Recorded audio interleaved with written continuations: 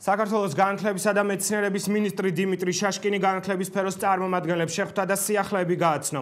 მოწვეულ სტუმართა შორის იყვნენ საგანმანათლებლო რესურს ცენტრების ხელმძღვანელები, დირექტორები, პედაგოგები და მოსწავლეები. მინისტრის განცხადებით, ერთ-ერთი მთავარი სიახლე სკოლების დაფინანსების ახალი მოდელია. შემუშავდა ფორმულა, რომელიც თანაბრად პირობებში აყენებს როგორც მაღალმთიანი სოფლების, ასევე დიდი ქალაქების სკოლებს. 2011 წლიდან სამინისტროს ადმინისტრაციული ხარჯების ოპტიმიზაციის გზით სკოლების ვაუჩერული დაფინანსება 44 მილიონი ლარით გაიზრდება. ბიუჯეტში დანაკლისი არც ერთ სკოლას აღარ ექნება. 2011 წელს ჩვენ ვიწყებთ დირექტორების სერტიფიცირებას, გაგრძელდება მასწავლებლების სერტიფიცირება.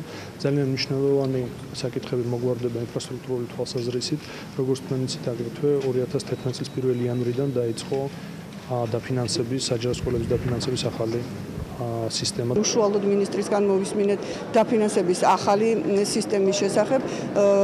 მისაღებია ეს ფორმა, რადგან თანაბარ პირობებში აყენებს ქალაქის და სოფლის სკოლებს და უშუალოდ ჩემი სკოლისთვის უკეთესი შედეგი მივიღეთ ამ სისტემით. ქალაქის სკოლის მოსწავლესთან შედარებით სოფლის სკოლის მოსწავლე 100 ლარით მეძღებულობდა ვაუჩერს და ამის გამო მოხდა ის, რომ კორექტივების შეტანა მომიხდება განაწილებაში, იმიტომ რომ ჩვენ შედარებით მეტ ფუფუნებაში ვიყავით და ეხლა უკვე ვეღარ ვიქნებით ასეთ ფუფუნებაში. რა თქმა უნდა, ალბათ ნაწილობრივ სწავლის ხარისხზეც იმოქმედებს.